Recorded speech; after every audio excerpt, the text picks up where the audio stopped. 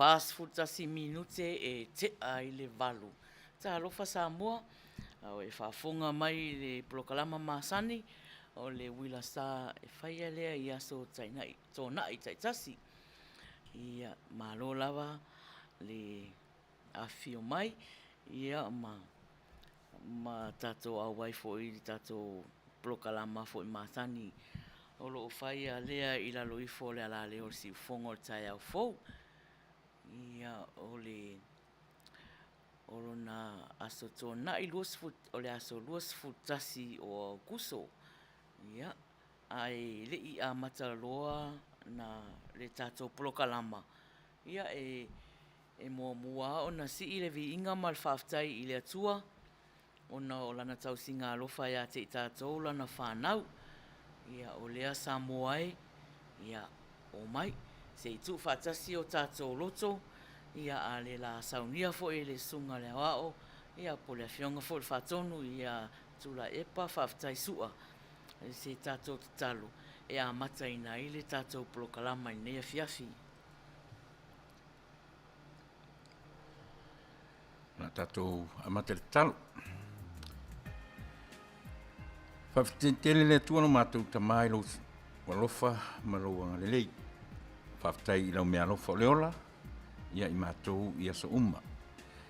A mata fo tiu te mawhaiva o le nei a fiafi, lumanai, lo aspa ia, e pei o na iai nisi vaenga o le lalolangi, whea ngai malo aspa ia iai lo mātou atunu o Samoa tutu o tasi, ma le atu Pasifika, ia New Zealand ma Australia, e pei o le aso ia o loo whenga iai lana au whainga luenga, ia ma i tangata uma lo mātou atunu o soifua tā pua i lau fio. Nea fiafi, wala au lava i le mana whaola o le nganga fsuaswani, tautu o luaina, se tautua au se au unanga o le nea fiafi. Pe wha le tino, pe wha salma usau, pe wha le nganga. O le au ngani lava i a te oe. Wha o ngaina, lo mātou ola i so se mea. Ia lotolotoi le nganga o lau fio i mea mātou te whaia. Maua ai so vi inga, ai aua ne vi i ai tangata. O le tatalo i a te oe, uia mailo nganga pa ia tautu o lua i mātou le neia fiafi. Pe mātou te pepese, masisiva. I o tātou pepese, masisiva whaatasi ma oe lo mātou atua. E ala i loa nganga fesoa soani. Mafutaina i mātou, se i o i le whaiuma. A mangalo i mātou umare suafa o Yesu ke risaro mātou ali i man whaola. Amene.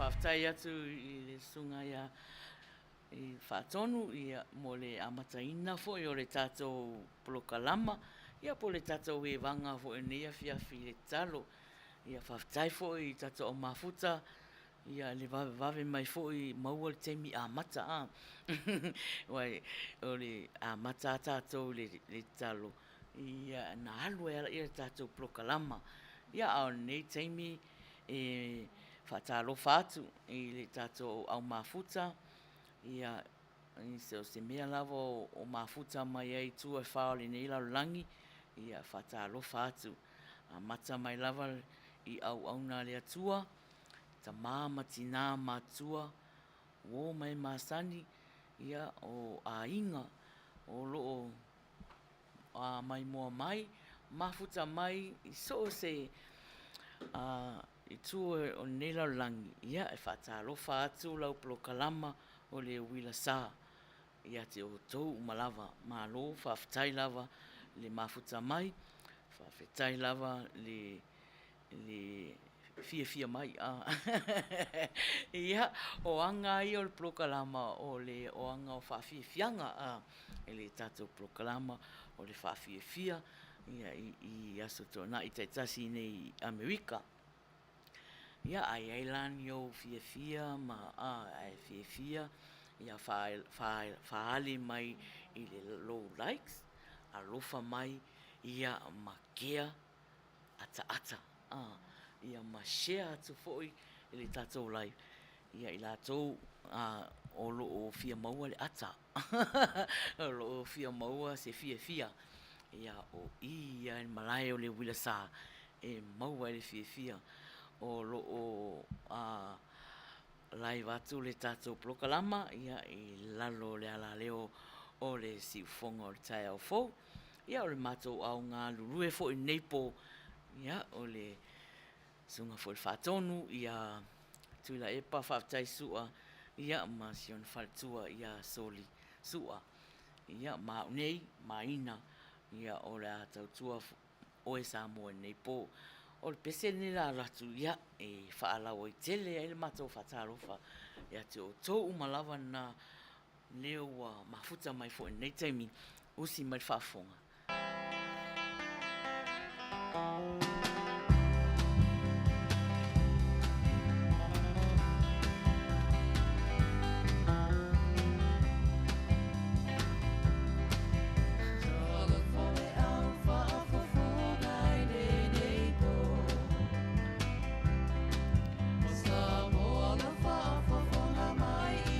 Aui.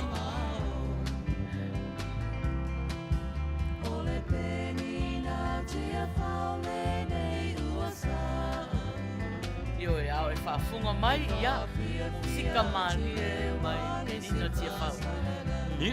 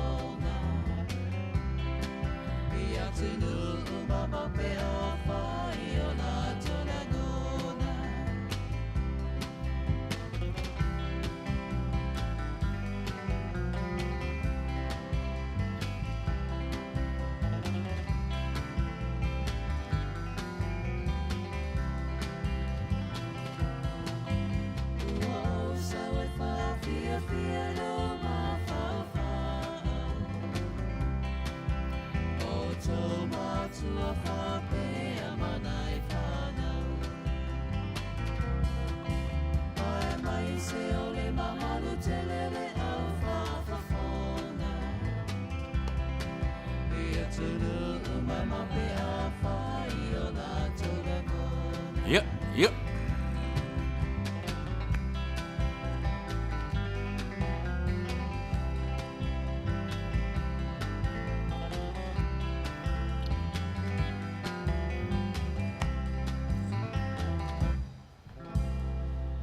Ia o leo 5 minute te ai le valu, au e whafonga mai le tatou ala leo, ia i lana plokalama masani. Ia se o whatalo whatu fo ia i lātou o lewa mafuta mai fo i nei teimi i le tātou plokalama. Whatalo whatu ia peni, talofa lava, puava, lina, o Peter Sowers, talofa, ia talofa atu fo i tau sala ia lole, le pua, malo whaftai, ia le sunga fo i a Pastor D, Sulvale, se tasi fo au na nei ala leo, ia talofa ti, ia talofa ati a Marie a Losio. Ia o le tausala. Ia tala peili. Ia o le whailotusi tausala fia globo. Ia malo whawhataili vave mai. Ia o talofa atu fo ia fia. Malo lava whawhataili mafuta mai. Ia manisi ua lima ilo atu o lato suafa. Ia malo lava whawhataili mafuta mai. Le ua ai atu fo o mafuta mai Helen. Nga ono talofa lava lo o whaawhailoa i mai. Ia o lo o mafuta mai Tacoma, Washington. Malo lava whawhataili mafuta mai. Pepe ia o sau cousin lea ia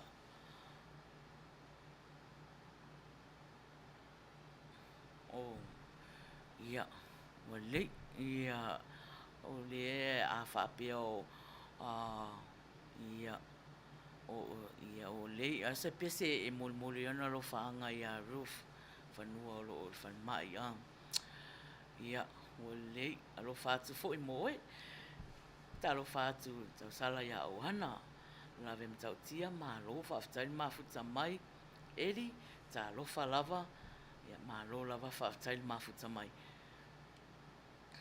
o Juanita ta lo lava ia Pepe Rodriguez ia moe fili ma lo lava whaftaili mafuta mai siu tulei ta lo lava anga seata ta lofa tua malo lava whaftaili mafuta mai ia malo lava le mafuta mai tato prokalama o prokalama fia prokalama fia e te ta e mawhai ona e talosanga mai sau pese e mulmuli e o lo whaanga i se pele ati oe ia polea lava ia e anga wha e anga fifiloi fo i anga o le tatou prokalama o le fia whaanonoa whaleanganga whaletino ia o anga umana o tatou pō ia malo lava whaftai ia o le pese nei e te whaamasani i le isi talo whatu fo i la tau o lo mafuta mai i le YouTube malo whaftai mafuta mai manisi o lo o whaafonga mai fo i le tatou app ia malo whaftaili mafuta mai ia o le pese nei ia e te savali ia i whaamasani whaatalofa i le isi ia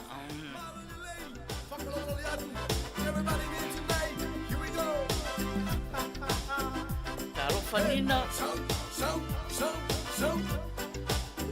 ia se siva mai la ia siva mai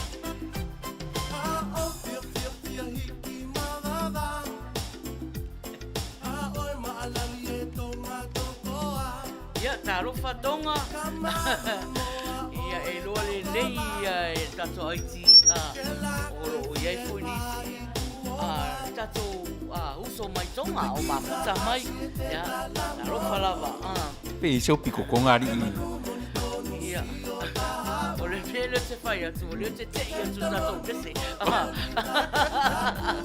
ia ai ele a faina o le whatalofa ia tonga Manuia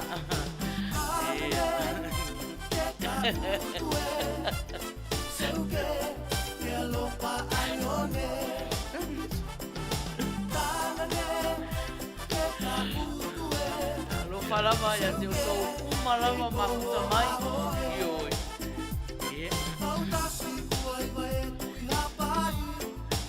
o lufia foi nganga pai ia kako ai tia wa lo fa foi ia tonga o nai pese ai na tu ina mai io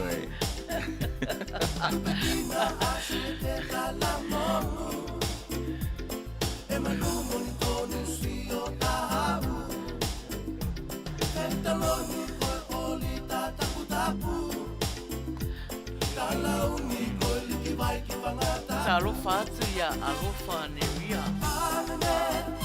ia nai fa alofa mai ia mal faton ia mano fa taila van mafuta mai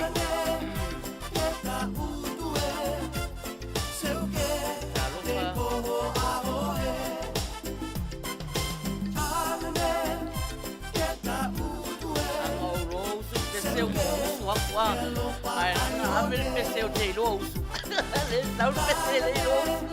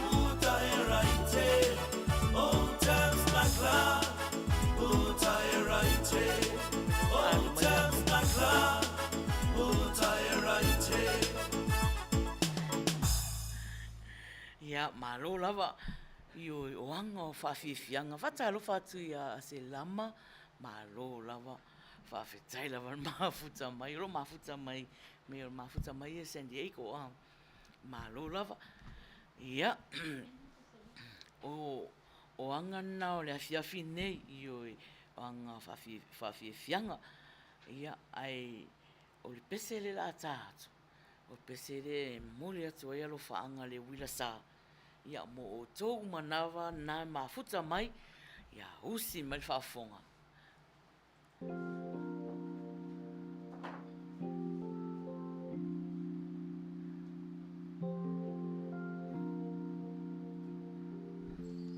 Ta lingo lingo ale po Via ta otova ai atu ya oe moi Fai sa o miti mali ta pelo le moli Se tofa oe lauhani Fa solo uma faunga Pe au le toe ala mai I le tae au Pe ngalo e a uia te oi Ma e mana tua ita Pe a e moi Ale tai au a o foringa ya le mamau tau ma fai a soalu a bea ma o malu na o oi to me fatu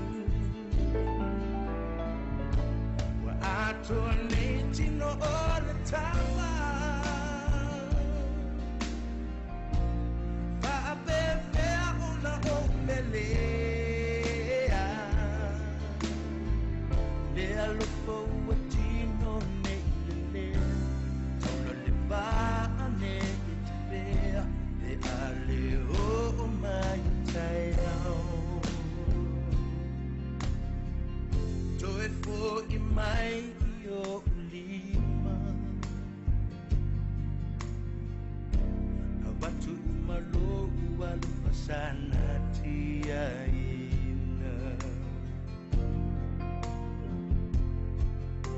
Loto wa whaamaniaina ufi e tutupu o utino I lo lalele salilo Tautino atu lo loto atoa Ua o mautinoa ua leto e motu le asoa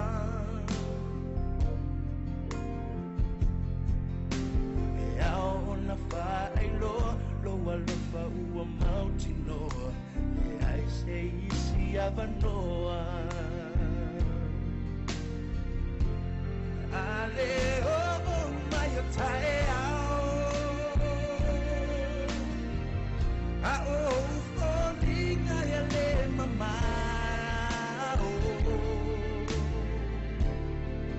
Tama mai I asoa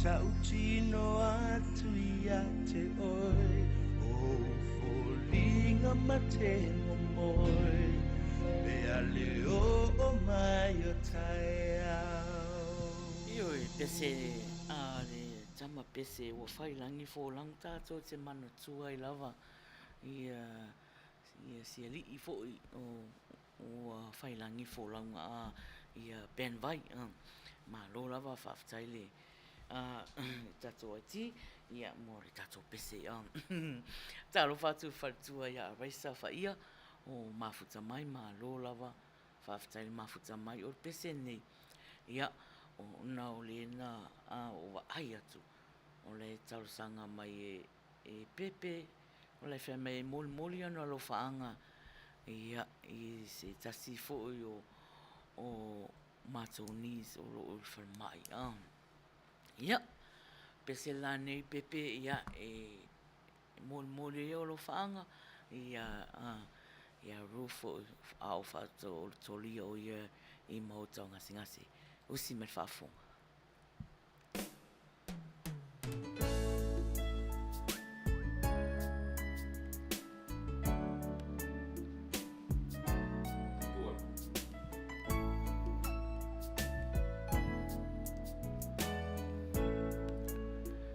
Talo whātu ia le vuka, tau leo pepe, talo whātu fōi le sunga whawhengaina ia nā kitoa, tā rangi, tūna I matia, talo whalawa, ia manisi fōi ua le mailo atu, o lato suafa, whawhitai lawa mafuta mai. Ia ele ngata la ia alo whaanga pepe mo roof, whanua ia, au nisi fōi o roo whaatau toria ai mautanga singase ia o alo whaanga fōi nā le Uila Sa mo tō malawa.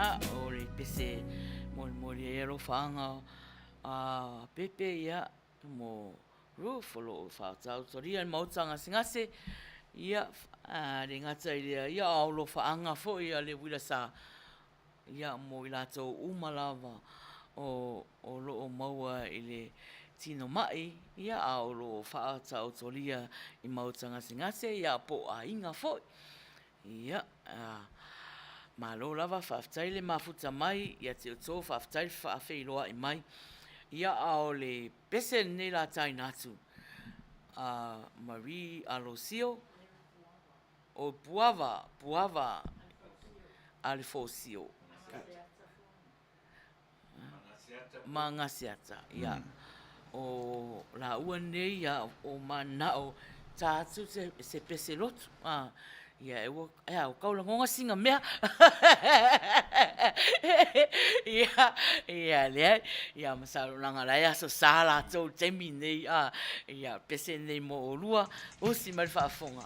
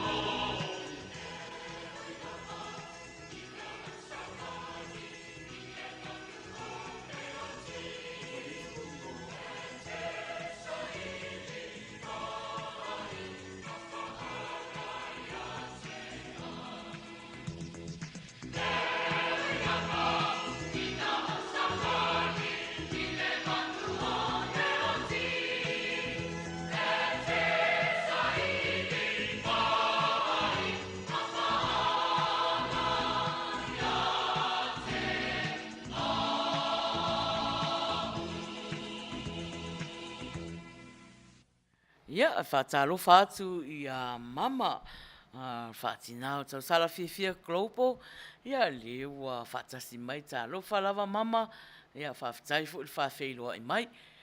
Talofa atu i tato ai T number 2, ia vira sua lalo ulu leo fua mafuta mai, ma lo whaafitai lava. Whaatalofa atu i a tau leo pepe o loo whaapea mai. Ona lo faanga e moli atu ia loa pele fale tongo ma le tausi ma le nofo ia lo. Please pulenga ma telea i Oceanside.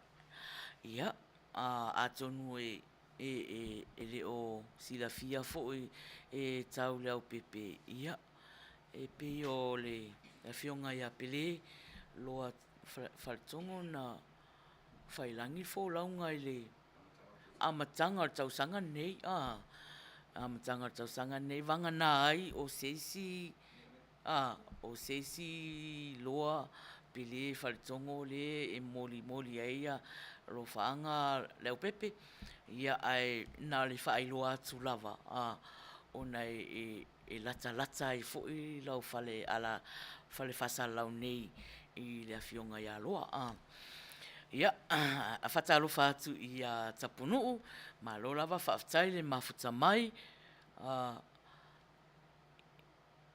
ia na ia o pe o lātou ana lai Faiai ia lātou siva ma lātou wanga lai tala noa leisi whamasani leisi ia o le pese nei o le whaamanianga o le aso whanau Whaia isi ona siantama ia araisa ia o le pese nei no tausangaina araisa ele o maua la pese le mna ele o maua le pese nausu nina mlaisa ili a leo tau mawhaia e watu le pese e moli ai o alo whaanga e sio walo i le atoanga o sesi tausanga o soifua o si mai whaafua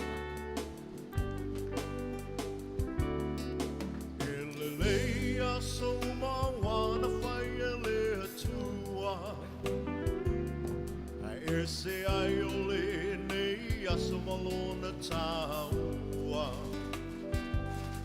wa ato ai se si tausanga wha au popo i lo soifua Maria Ono le lofa o le atua malana pule wha a soifua Wai ele tangata wai o manatu mai ai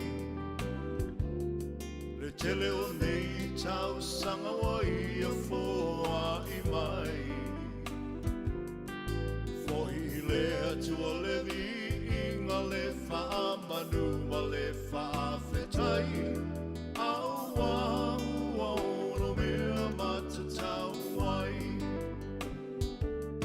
Ia Manuia lo waso whanau Ia Manuia lo waso whanau Ia wha Manuia le atua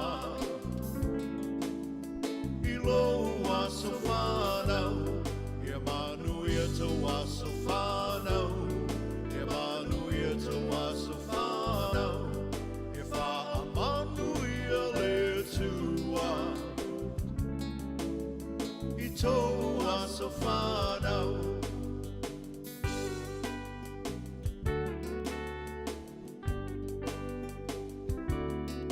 Le atua e le mase ualo na fina ngalo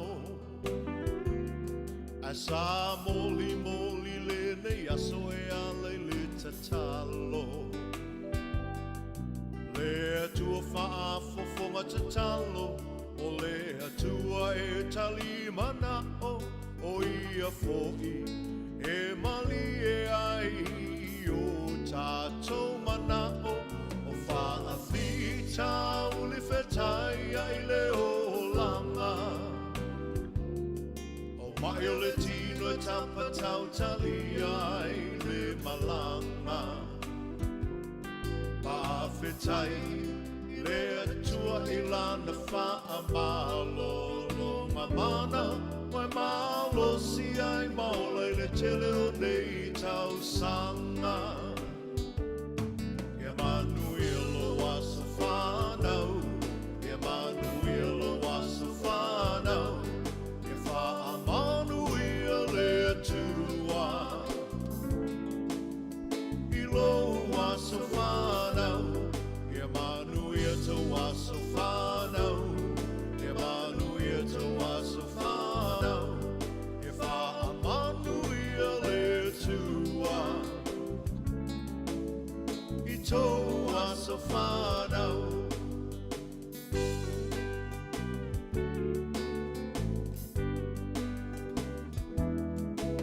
Ia fia la ia le tele o au me alofa Se me alofa sili nai le mana vaola O le fina malo le atua O le tia e le maseua Awa whai fo I le moto, ai toli fo I le matua, mai le tau pati mai o ai ngana lua. Whawenga wa ai ia e mamana le atua. Tātou te talo ia wha popo ina e le atua. O nisi aso, na se mana o lau atua ia whaia pelo whina ngalo. Ia Manuia lo asa whanau, ia Manuia lo asa whanau. Ia wha Manuia le tua. I lo asa whanau, ia Manuia to asa whanau. Ia Manuia to asa whanau, ia wha Manuia le tua. I to asa whanau.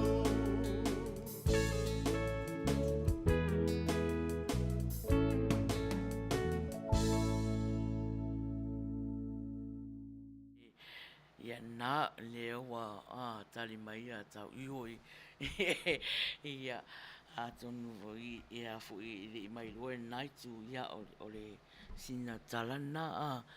Ia e whata alofa atu ia solo preacher ta alofa lava anga seata ta alofa lava.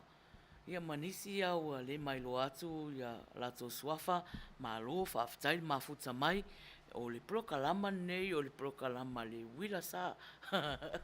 Le Uila Sa ia e Faiai le aso tōnai ma le aso tōnai I la loifo le ala leo o le si ufonga o le tai au fou.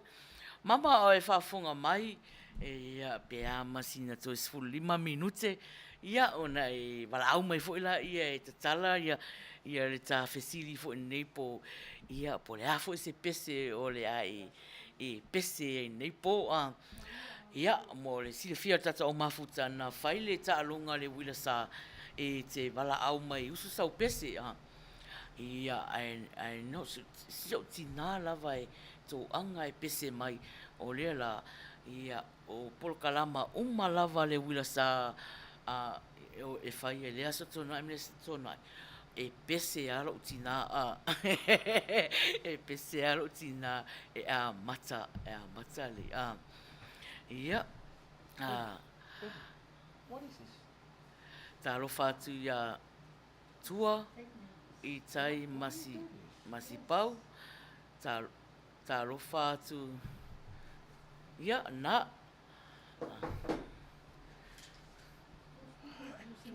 fa Why you do this? ia ona o le tato taimi nei ua 2 minute e te ai le iwa ia e mafuta mai I le tato plokalama I nei afiafi ia o le pese nei o le ata atu o na talo sanga ina mai foi e le tato sui mafuta ia mari alosio usi mai whafonga.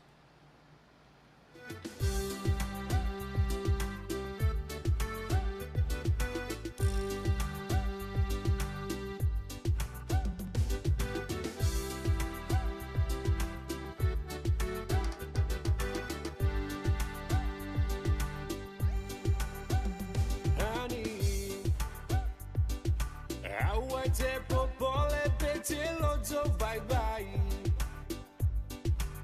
Le ai maseshi. En ate falo in la univai. To my better hua. To my. Falo my le tatalo fatu. To my follow my little fatu. I say ole ni fefe wa elangona bongi sai ola uba ai ilo ujengata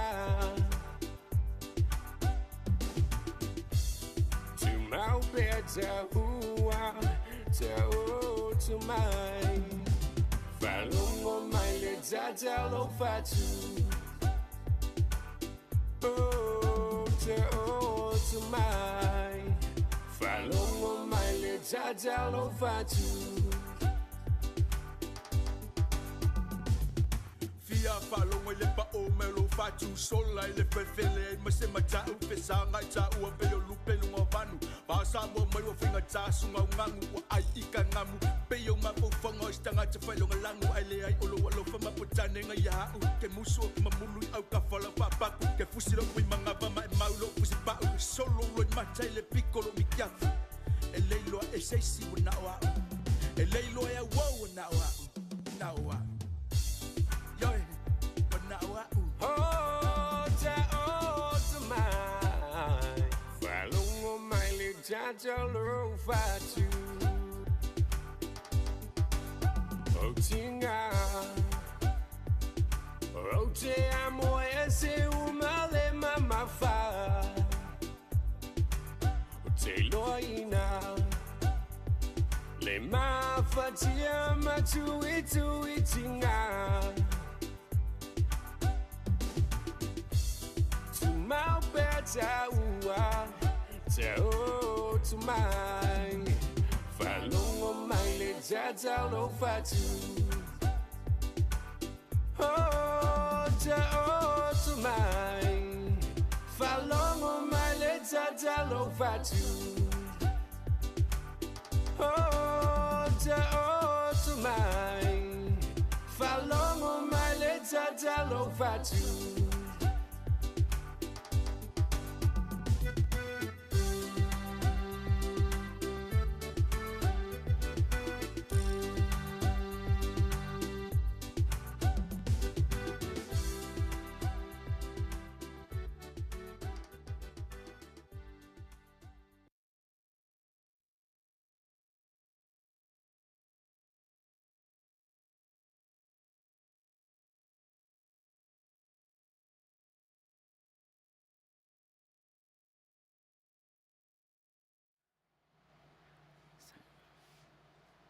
Ia, o tato au mafuta. Ia, nai minute fo ia se I tautonga fiti atu le tato le computer le ua. Le ua wafaina. Ia, ona fuila ia, ona tue wha wau atu la ia le tato ili tato computer ili tato live ya on sa ile titi mai lava ya ai to my keyboard bring the keyboard